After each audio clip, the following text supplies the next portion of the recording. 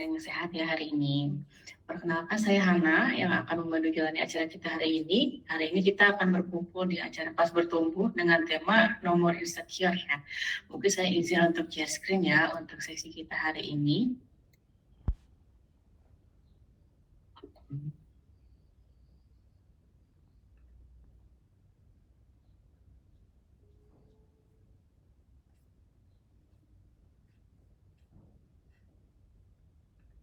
Oke, baik, sudah terlihat ya.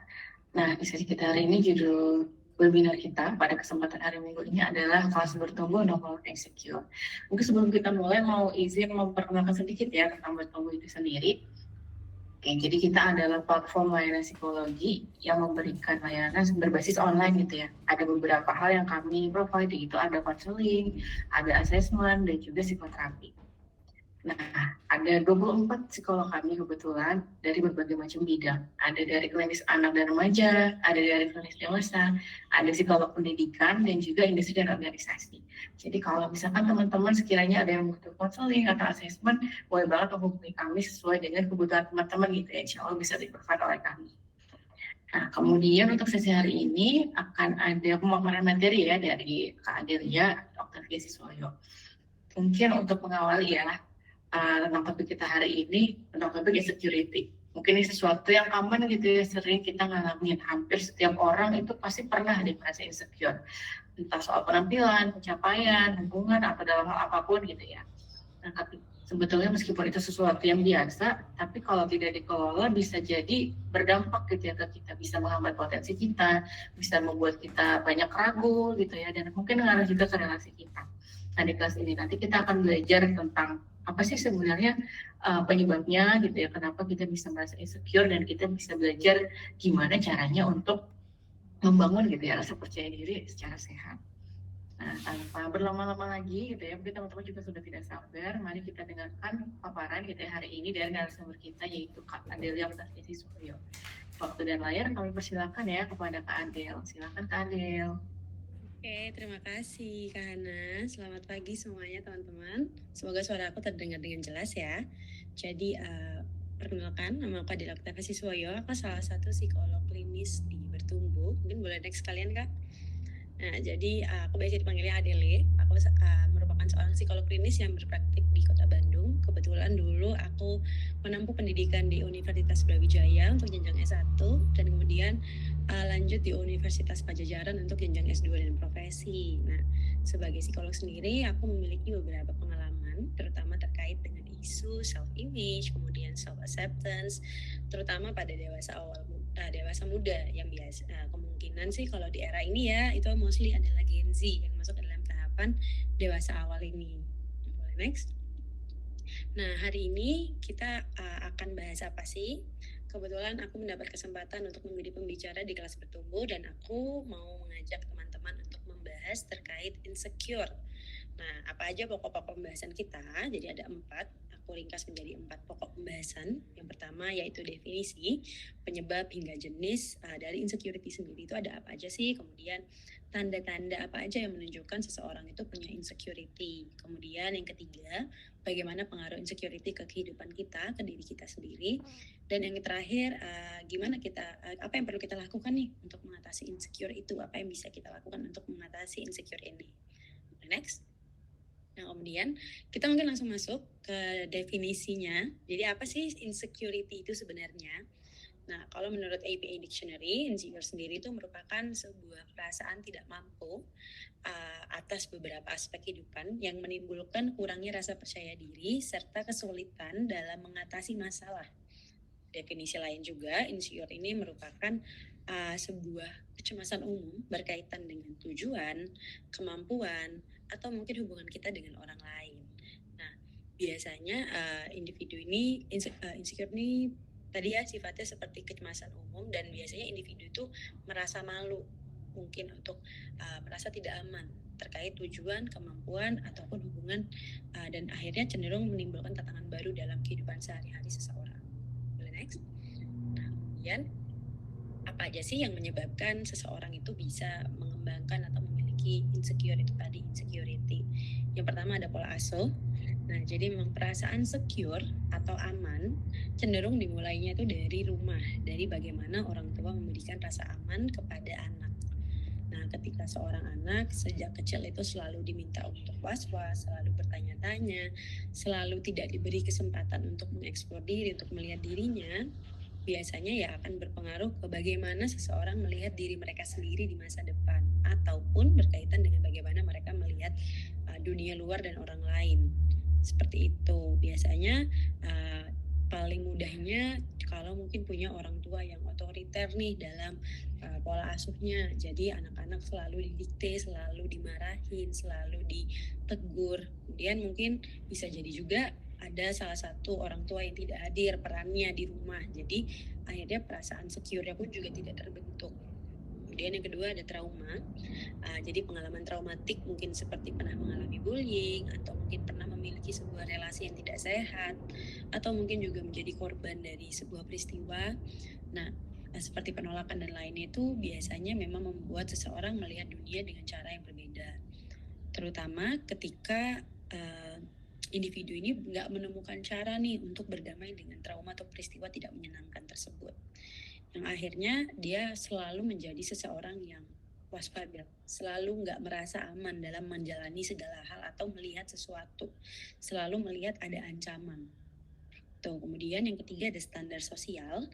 Jadi adanya standar yang mungkin secara tidak langsung terbentuk dari budaya atau lingkungan, yang mana memang biasanya ketika standar itu cukup ketat atau mungkin sangat kaku atau mungkin standar kita ternyata mendapatkan kalau diri kita tidak sesuai dengan standar tersebut, ya biasanya orang jadi merasa tidak aman ketika berada di sebuah lingkungan dengan standar tersebut, karena selalu ada kekhawatiran tidak sesuai dengan standar atau budaya ataupun aturan yang ada.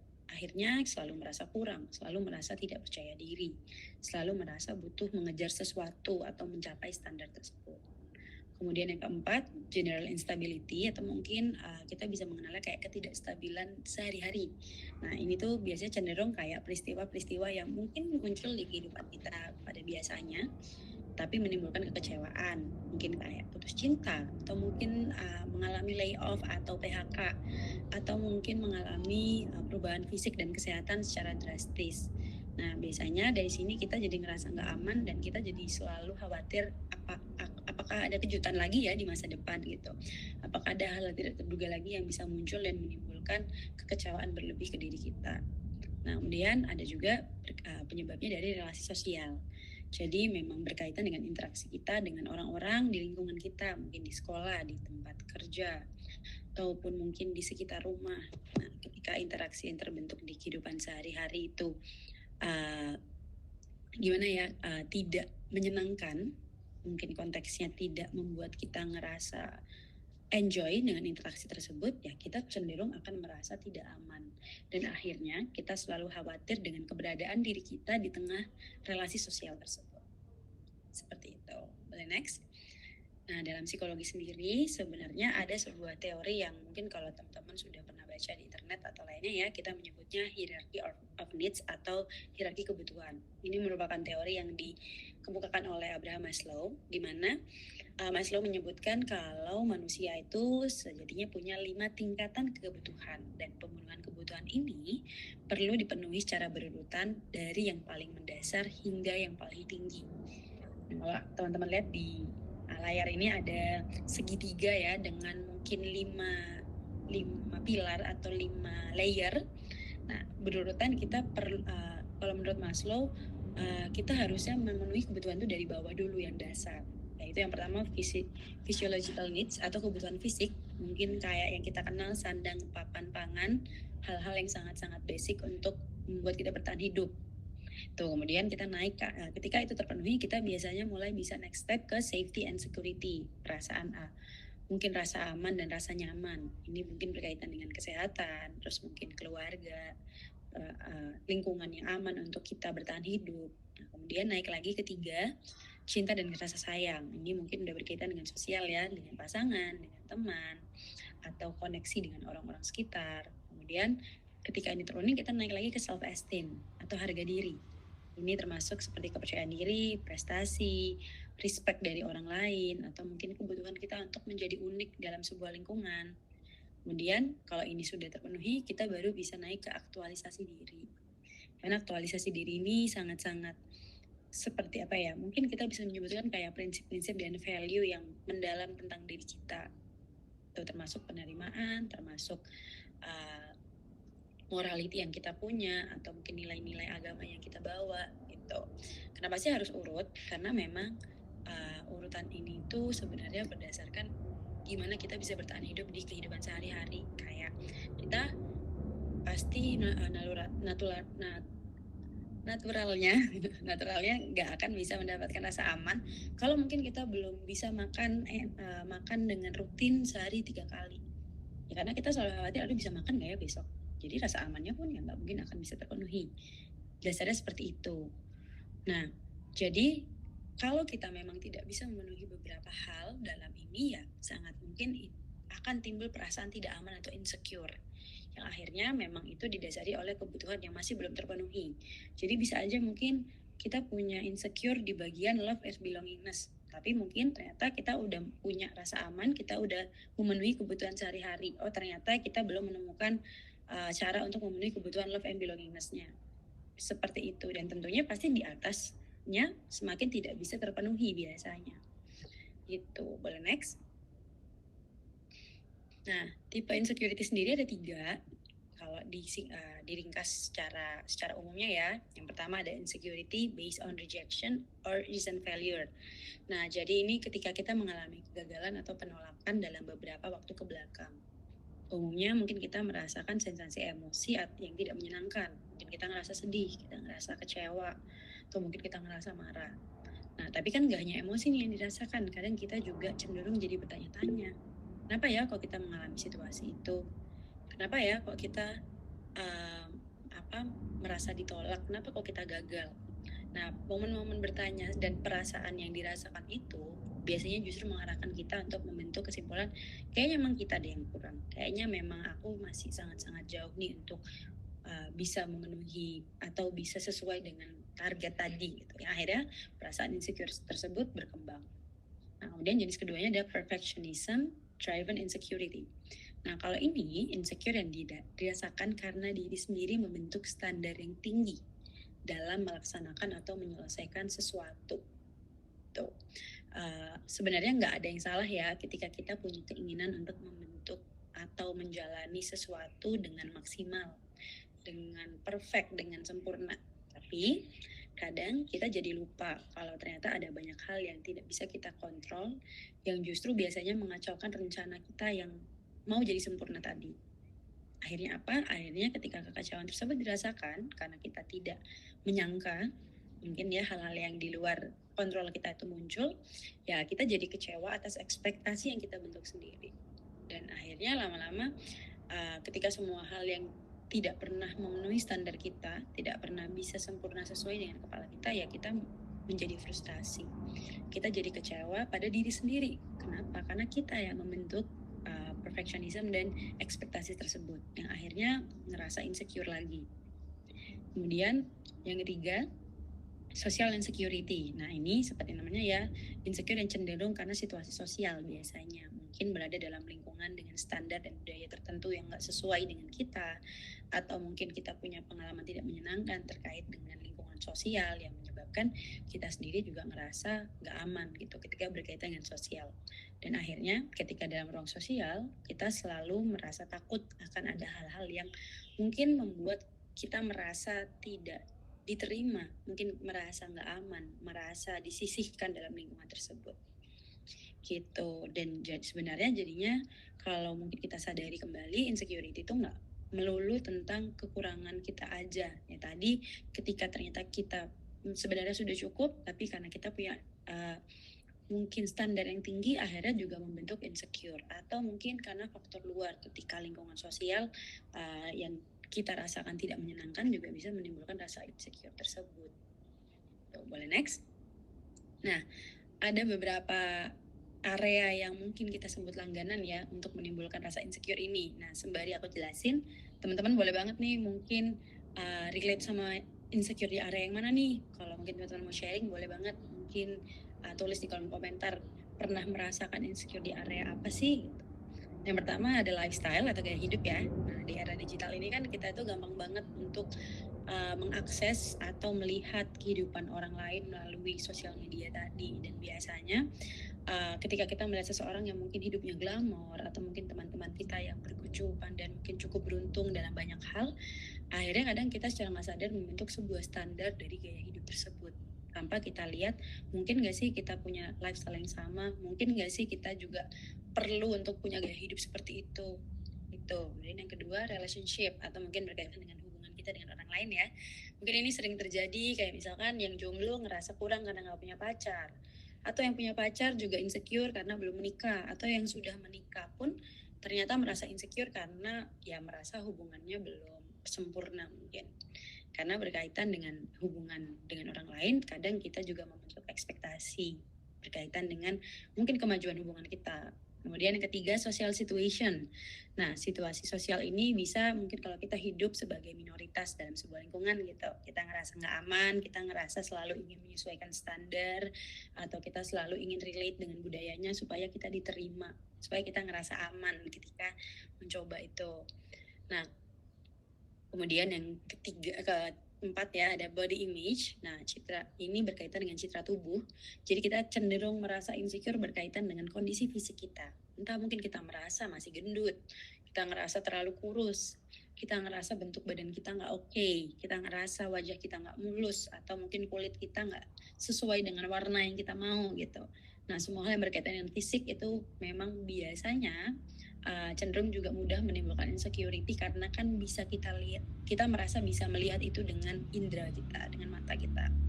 Kemudian knowledge and education. Nah, mungkin ada orang yang atau diri kita merasa belum pinter, kita merasa kok kita nggak bisa sekolah atau kuliah di tempat yang yang bagus ya, yang mungkin akreditasinya oke ya gitu.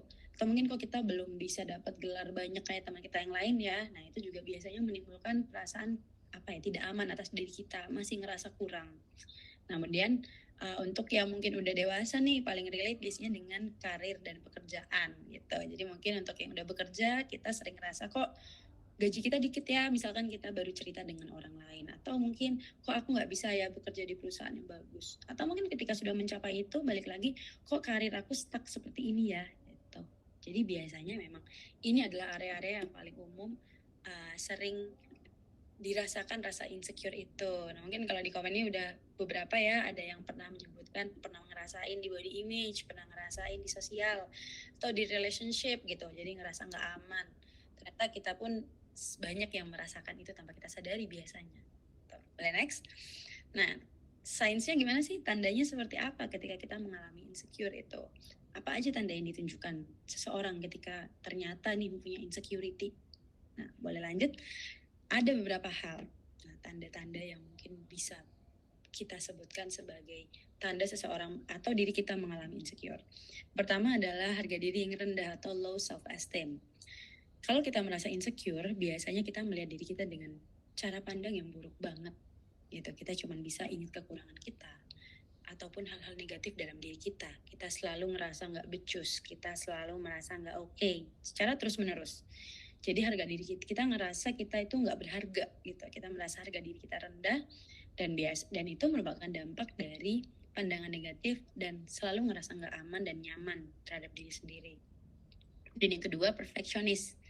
Nah, kayak jenis insecure tadi, ketika kita perfeksionis banget nih dalam segala hal ya, kita nggak mau pergi nih kalau mungkin baju kita belum oke, kita nggak mau ngumpulin tugas kalau belum sesuai dengan target yang kita punya, atau mungkin walaupun mungkin hal-hal itu kelihatan kayak motivasi ya, yang bikin kita mau terus-terusan menjadi lebih baik, tapi itu juga merupakan tanda kalau ternyata kita tuh nggak pernah ngerasa enough dengan diri kita. Kita ngerasa nggak aman dengan diri sendiri atau apa yang kita punya selama ini. Selalu ingin merasa sempurna, seperti itu. Kemudian yang ketiga ada self-isolation atau isolasi diri ya. Nah, ketika kita merasa tidak aman pada diri dan orang lain, itu menyebabkan kita jadi enggan berinteraksi dan nggak mau lagi terkoneksi dengan orang lain. Karena mungkin kita ngerasa nggak aman untuk ngobrol, kita takut kita dinilai dalam obrolan tersebut. Kita kepikiran akan ada komentar apa dari tanggapan mereka. Seperti itu. Kemudian yang keempat, unhealthy attachment style. Nah, mungkin teman-teman yang mungkin cukup menggunakan sosial media ya, biasanya udah mulai memahami nih attachment style kayak yang anxious atau yang attachment gitu ya. Nah, attachment style baik anxious ataupun avoidant itu sebenarnya sama-sama nggak sehat nih kebetulan. Kenapa? Karena biasanya karena dua-duanya itu menunjukkan rasa nggak aman yang terbentuk dalam attachment ataupun keterikatan dengan orang lain. Kita ngerasa cemas terus tuh, jadinya kita anxious, kita berlebihan ngerespon orang. Atau kita avoidant malah. Ketika avoidant kita malah tadi kayak self isolation itu, kita kabur, kita nggak mau ngobrol gitu. Dan itu memang sangat dibentuk oleh perasaan tidak aman. Kemudian yang kelima adalah poor performance atau performa yang buruk. Nah, jadi mungkin ketika kita kerja nih biasanya konteksnya ya, kita ngerasa ada penurunan dalam performance kita. Biasanya ini dipicu perasaan tidak aman atau tidak enough dalam mengerjakan sesuatu itu. Biasanya kita ngeh kalau kita mulai melihat kinerja kita menurun, kok kayak lambat ya dalam menyelesaikan sesuatu. Kok sulit ya memahami instruksi tugas-tugasnya ini. Kok kayaknya nggak maksimal ya dalam menyelesaikannya. Seperti itu. Kemudian yang terakhir tidak sejahtera atau unwell-being. Jadi kondisi seseorang yang tidak sejahtera biasanya itu juga menandakan kalau adanya rasa tidak aman dari diri ataupun dari luar. Yang mana biasanya arahnya berkaitan dengan kondisi mental nih, ngerasa nggak bahagia, ngerasa selalu kosong atau hampa, merasa nggak puas dengan pencapaian diri kita, bahkan mungkin ketika kita sudah berhasil mencapai target, kita tetap nggak ngerasa positif dari situ, kita tetap ngerasa kosong. Nah, bisa jadi itu juga merupakan tanda-tanda dari perasaan insecure kita dalam beberapa aspek kehidupan. Nah, mungkin kalau teman-teman boleh di screening lagi setelah membaca tanda-tanda ini, kira-kira teman-teman ngerasain nggak sih satu tanda dari sini nih? Boleh mungkin reaction dengan emoji kalau memang ternyata ada satu atau mungkin lebih dari satu yang teman-teman rasa kayaknya aku ada deh tanda ini gitu. Nah, kemudian dampaknya seperti apa? Wah, banyak ya ternyata yang reaction. Oke, next. Dampaknya kayak gimana sih ketika kita merasa insecure? Nah, ada beberapa dampak yang kerasa banget nih. Boleh next? Yang pertama ada kesehatan mental atau mental health kita. Rasa cemas, kita ngerasa mood kita jelek terus, kita ngerasa self image kita negatif, kita ngeliat diri kita sangat buruk, atau tadi kepercayaan dirinya sangat rendah. Kita jadi mudah cemas, kita jadi nggak bisa ngerasain yang positif. Kita nggak bisa ngelihat diri kita dengan positif dan akhirnya nyalain diri sendiri terus. Akhirnya apa? Akhirnya kita jadi nggak rasional dalam melihat diri kita ataupun orang sekitar, dan kita juga sangat mungkin cara berpikir yang salah ini membentuk gangguan psikologis atau dari kondisi insecure ini. Kemudian yang kedua ada relasi sosial. Dampaknya biasanya kita jadi menarik diri, kita jadi sulit untuk berinteraksi dengan orang lain, kita jadi nggak mau terhubung, kita jadi nggak nyaman untuk ngobrol, kita jadi menjauhi semua orang. Kemudian yang ketiga, perilaku dan produktivitas. Nah, kita jadi menyabotase diri terkait hal-hal yang mungkin bisa kita explore, kita coba untuk mungkin menggali potensi kita. Terus kita jadi pesimis dalam melihat segala hal. Kita jadi nggak bisa menyelesaikan masalah atau memikirkan problem solving dengan baik. Dan mungkin motivasi dalam kita menjadi produktif juga menurun drastis. Kemudian keempat, physical health atau kesehatan fisik. Nah, ketika kita merasa insecure, kita biasanya jadi nggak sayang sama diri kita. Tanpa sadar, mungkin kita jadi menghukum diri kita kayak jadi nggak boleh makan, kita jadi nggak istirahat karena mungkin kita begadang. Atau mungkin kita jadi juga nggak menyadari kebutuhan diri kita untuk ngerasa lebih baik tadi. Akhirnya apa? Akhirnya secara fisik kita pun jadi nggak sehat juga. Gitu. Nah, mungkin aku akan ngebahas bareng-bareng nih tentang media visual yang mungkin membahas tentang insecure. Mungkin teman-teman ada ya yang udah pernah nonton drama ini nih, True Beauty ini cukup famous nih di eranya waktu itu. Jadi memang True Beauty ini salah satu drama Korea yang menurut aku cukup bagus dalam menggambarkan sebuah fenomena insecure gitu, dimana ini menceritakan seorang anak SMA ya yang dia mendapatkan bullying karena penampilan fisiknya. Dan akhirnya dia merubah diri dia secara fisik dengan pindah sekolah juga untuk menjadi cantik dengan riasan wajah. Nah, tapi kehidupannya ternyata nggak segampang itu tuh setelah dia berubah karena dia terjebak dalam mungkin relasi dengan lawan jenis. Kemudian dia juga jadi selalu berusaha untuk menjaga rahasia dari dirinya. Nah, sebenarnya di drama ini, kayak di sinopsis saya, ini jelas sekali menunjukkan ada insecurity terkait body image, khususnya terkait wajah kalau kita bisa flashback nonton lagi nih. Dan ternyata memang ini disebabkan karena trauma dan tekanan sosial yang diterima sama Joo Kyung ini, si peran utamanya. Nah, drama ini sebenarnya mengajak penonton untuk melihat proses penerimaan diri dari Joo Kyung, di mana ternyata perasaan aman atas diri itu nggak cuman didasari oleh kecantikan fisik aja nih, tapi juga kebaikan dan kelebihan dalam diri kita.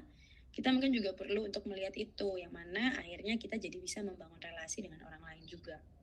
Kalau teman-teman udah pernah nonton dan ingat ya, juga sendiri pun walaupun udah makeover dan udah disukai banyak orang di sekolah barunya itu, ternyata dia tetap nggak merasa secure, dia tetap merasa panik, dia takut teman-teman sekolah yang lihat dia di rumah, takut foto aslinya dia kesebar, takut peristiwa dia dulu dibullying kesebar, yang mana ternyata rasa aman atau secure yang kita perlukan tuh tidak segampang itu langsung dirasakan.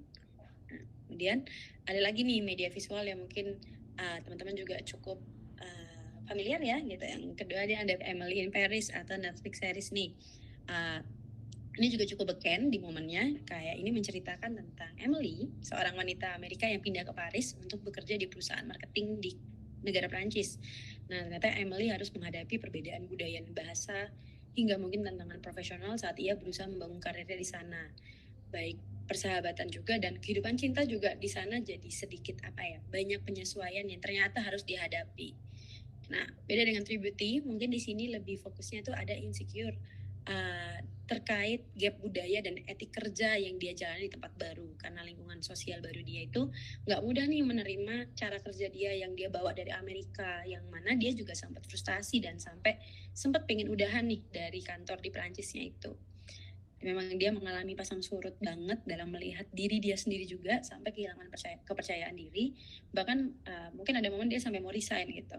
Tapi ya ketika dia berusaha untuk belajar kembali memahami lingkungan itu, ternyata dia bisa mendapat kepercayaan dalam karirnya dan membuka diri lagi dengan orang baru gitu, sampai akhirnya dia bisa diakuin sama orang-orang di kantornya, dimana kayak ternyata walaupun dia orang Amerika tidak sesuai dengan budaya Eropa, tapi dia tetap bisa nih menunjukkan ternyata dia tetap punya kelebihan dalam pekerjaan itu.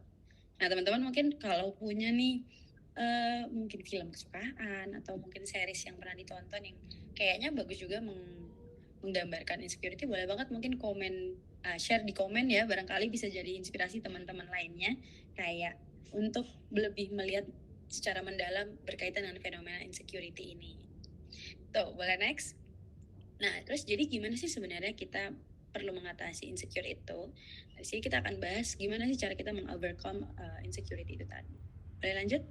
Ada 3 hal utama sebenarnya yang mungkin bisa kita bilang penting untuk kita pahami atau kita cari. Yang pertama adalah mencari kualitas diri yang positif. Coba kita menyadari hal positif yang ada dalam diri kita. Mungkin bisa kelebihan atau kebaikan yang kita punya, ataupun pemikiran yang kita miliki. Mungkin perlu sadar, kita punya kelebihan apa sih? Kita punya kemampuan apa sih? Atau pemikiran kita tuh baik, ada nggak sih pemikiran kita yang baik dan positif? Itu. Kemudian yang kedua, explore diri dalam versi terbaik. Jadi mungkin kita bisa merecall kembali pengalaman-pengalaman positif kita. Kayak mungkin ketika kita mencapai sesuatu, kita punya penghargaan, kita punya prestasi atau keberhasilan. Jadi kita bisa mengingat kalau ternyata kita juga punya kok versi terbaik itu. Kemudian yang ketiga, fokus pada hal positif. Kita bisa mengarahkan diri kita untuk melihat hal lain yang lebih positif, atau mungkin melihat dari sisi lainnya ketika kita merasa insecure itu. Mungkin kan ini kayak ketika kita bahas kayak gampang ya untuk bisa mencapai ini, atau kayak ya memang benar sih ini mengurangi insecure. Tapi sebenarnya gimana sih supaya kita mampu untuk melakukan ini? Boleh next? Nah, sebenarnya hal utama yang mungkin kita perlu bahas adalah terkait self-discovery.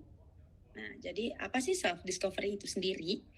Ini adalah sebuah proses individu melakukan refleksi, eksplorasi, serta pengembangan diri yang dapat membantu seseorang menemukan tujuan dan arah hidupnya. Jadi sebenarnya ini seperti sebuah journey untuk kita memahami pikiran, perasaan, perilaku, dan motivasi yang kita punya. Jadi ini adalah kayak tujuan utamanya sebenarnya untuk mengungkap dan memahami semua aspek diri kita, termasuk baik kepribadian, latar belakang kita, atau nilai-nilai unik yang ada dalam diri kita. Mungkin kita juga jadi menyadari hal apa sih yang bisa kita ubah dan hal apa yang ternyata mungkin hal yang nggak bisa kita kontrol atau perlu kita terima aja. Tuh. Boleh next? Journey ini sebenarnya punya 3 fokus utama nih kalau menurut dari Waterman sendiri. Prosesnya kita akan mengidentifikasi 3 hal utama ini. Yang pertama adalah potensi pribadi, di mana journey ini membantu kita untuk memahami potensi apa sih yang kita miliki, kelebihan apa sih yang udah ada, atau minat apa sih yang ada dalam yang bisa kita kembangin lagi. Mungkin nggak cuman pengalaman atau pencapaian, tapi juga kita bisa ngelihat keunikan atau hal-hal simpel apa sih yang kayaknya bisa jadi potensi untuk bikin kita ngerasa lebih better atau lebih aman dengan diri kita. Kemudian yang kedua ada tujuan hidup. Biasanya ini selain menyadari potensi ya, kita jadi kebayang apa sih hal-hal yang mau kita coba dalam kehidupan kita ini gitu. Mungkin kita sadar ternyata kita suka untuk menjadi berguna dengan orang lain. Terus kita jadi membentuk tujuan, aku mau bekerja yang tugasnya membantu orang lain misalkan. Atau mungkin menyadari kalau kita senang nih ngerasa sehat, kita ngerasa ketika badan kita ngerasa bugar, kita senang. Nah, kita jadi ngebentuk punya tujuan, oke aku mau rajin olahraga biar aku bisa ngerasa bugar dalam hal itu. Kadang memang hal sepele itu juga bisa jadi tujuan hidup kita. Nah, yang ketiga, kesempatan untuk mewujudkan 2 hal itu. Jadi, kalau tadi kita udah menemukan potensi, kita menemukan tujuan, nah dari sini ketiganya kita jadi melihat resource atau modal apa sih yang kita punya untuk bisa mencapai itu. Kayak mungkin dalam mencari potensi juga kita jadi coba ikut kelas-kelas atau komunitas atau mungkin ketemu orang baru. Atau ketika untuk menuju tujuan ternyata kita perlu untuk melihat hal yang udah ada, kayak mungkin berkaitan tadi punya tujuan olahraga rutin, olahraga apa nih yang bisa kita mulai dan memudahkan kita. Atau mungkin nggak cuma hal-hal itu, bisa juga kayak apakah kita punya waktu untuk mencoba itu, atau kita punya materi dan biaya, atau mungkin kita ternyata sudah punya dukungan sosial yang juga bisa menjadi modal untuk mewujudkan 2 hal tersebut. Nah, kenapa sih ini penting? Boleh lanjut? Kenapa penting? Karena proses self discovery sendiri ini mengarahkan kita untuk memahami nilai-nilai, kebutuhan dan keinginan kita. Sementara insecurity sendiri itu perasaan ragu dan tidak mampu yang sering kali berasal dari keyakinan bahwa kita gagal atau kita tidak punya nilai atau tidak punya value atas diri kita dalam aspek kehidupannya. Dan dengan memahami diri melalui self discovery ini, kita jadi mampu menumbuhkan kesadaran atas kebutuhan serta keinginan yang kita miliki atas diri kita. Dan ini juga ngebantu kita bisa menerima diri kita dan mengarahkan untuk bisa mencoba untuk selalu berusaha untuk fokus dalam hal-hal yang bisa memperbaiki diri. Jadi kita bisa melihat diri kita lebih positif dan ngerasa aman dengan diri kita. Kita sudah sadar emang kita punya kekurangan di ABC. Tapi juga ingat kalau kita punya kelebihan dan potensi di DEF kayak gitu. Nah, ketika kita ngerasa sudah bisa aware dengan hal itu, kadang kita jadi kita nggak akan judgmental lagi sama diri kita. Kita nggak akan lagi-lagi menyalahkan diri kita ketika mungkin kekurangan kita yang lagi muncul, atau mungkin hal-hal yang nggak bisa kita kontrol yang lagi menghalangi kita. Kita jadi lebih bisa menerima dan bisa fokus. Oh ya udah, walaupun ada kekurangan yang muncul, tapi aku tetap bisa kok mencoba untuk memperbaiki itu dengan kelebihan yang ada. Seperti itu. Nah, manfaat spesifiknya dari self discovery tapi apa nih? Nah, sebenarnya kalau berkaitan dengan insecurity ini, kalau dirangkum jadi ada 4 hal. Yang pertama, kita jadi bisa mengidentifikasi trigger kita. Kita jadi menyadari situasi yang kita hadapi dan hal-hal yang mungkin bisa menimbulkan rasa insecure itu muncul kembali. Kita mungkin jadi lebih ingat, kita awalnya insecure ini karena apa sih? Ketika ngapain sih? Terus, karena ketika kita ngerasa insecure, biasanya kita tuh juga lupa awal mulanya gimana. Nah, dari sini dengan kita bisa identifikasi trigger itu, kita bisa mengatasi hal tersebut, kita bisa memprediksi hal tersebut, dan kita juga bisa mungkin mencegah trigger itu untuk berpengaruh sedemikian rupa atas rasa tidak aman kita. Yang kedua, menumbuhkan self-acceptance, yang mana memahami diri membantu kita bisa menerima kekurangan dan ketidaksempurnaan kita. Jadi kita menyadari kita punya kelebihan, tapi kita juga tahu kalau kita punya kekurangan. Jadi bukan berarti kita patah semangat dengan 2 hal itu, tapi kita jadi bisa menerima semua hal dari sisi diri kita. Karena kan kita mungkin semua sadar kalau kita juga nggak sempurna ya teman-teman. Kita pasti punya kekurangan. Tapi kalau kita udah aware, dan kita sudah merasa aman dengan ketidaksempurnaan itu, biasanya kita jadi bisa menerima diri kita lebih netral paling enggak kalau memang belum positif. Kemudian yang ketiga, kita jadi memperkuat identitas, kita jadi yakin sama diri kita jadi bangga dengan value yang kita miliki, dan itu juga bisa jadi pencegahan atau cara kita untuk melawan insecurity ketika itu kembali. Jadi kita jadi menyadari nih serta memaksimalkan identitas kita, terutama terkait hal-hal positifnya. Kayak mungkin ketika kita punya sifat-sifat baik seperti peduli, kita peka, kita mungkin perhatian, atau mungkin kita punya cara berpikir yang sangat positif, yang sangat maju, biasanya kita jadi lebih percaya diri untuk menjalankan nilai itu dan jadi makin kita perkuat kembali kelebihan-kelebihan itu. Nah, kemudian yang keempat, mendorong pertumbuhan. Kita jadi bisa menjadikan rasa insecure itu sebagai pendorong atau motivasi untuk lebih baik lagi.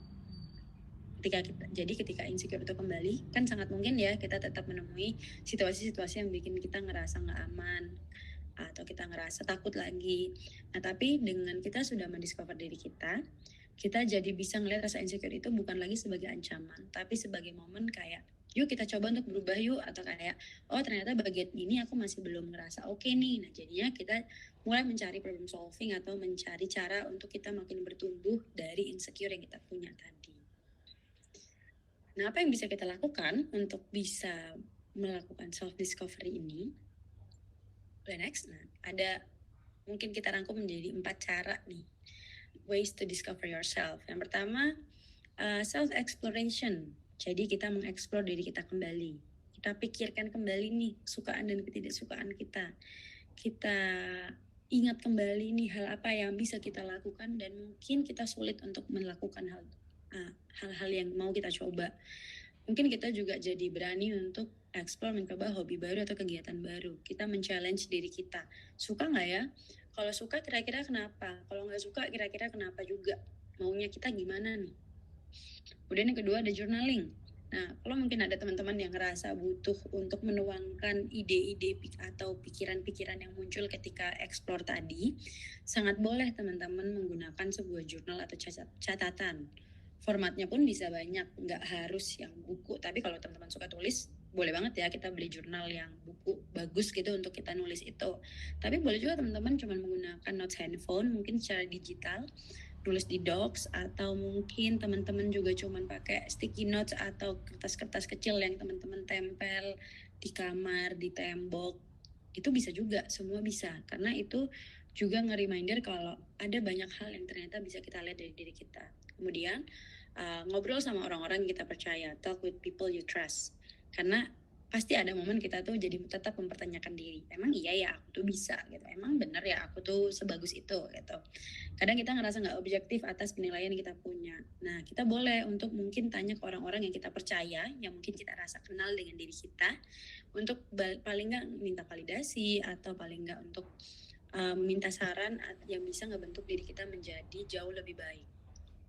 Kemudian yang keempat, konseling hingga pemeriksaan psikologis. Kalau mungkin teman-teman ngerasa nggak banyak tahu tentang diri sendiri, mungkin ketika proses explore, journaling, ataupun ngobrol sama orang masih nggak yakin nih, dan malah mungkin nggak beda-beda mungkin ternyata malah jawabannya gitu kan. Kita boleh banget nih menyisihkan mungkin waktu ataupun materi yang kita punya untuk bertemu dengan profesional. Kenapa? Karena di sini dengan konseling, dengan bertemu profesional, kita bisa menyampaikan isi kepala kita bisa diskusi, dan kita mungkin bisa ngobrol dengan orang yang lebih objektif, dan dari mungkin kalau dibutuhkan kita bisa request untuk tes psikologi untuk memahami diri kita, baik melihat minat ataupun bakat dalam diri kita. Seperti itu. Oke. Nah, segini dulu nih pemaparan dari aku terkait insecurity. Mungkin aku balikan dulu ke Kak Hana ya selaku moderatornya.